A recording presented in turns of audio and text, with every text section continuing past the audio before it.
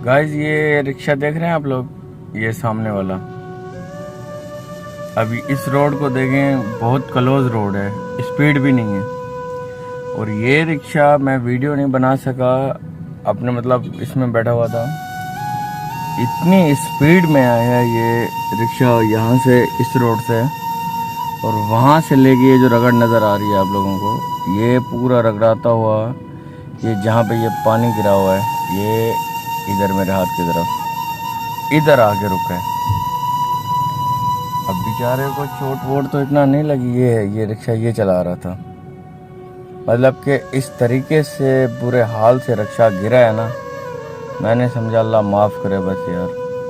बेचारे की बचत तो हो गई, रिक्शे के नीचे आ गया था, लेकिन बस अल्लाह पाक ने इसको बचाना था, बचा लिया।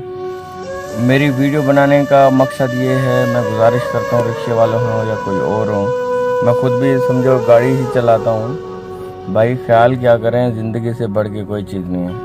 ओके।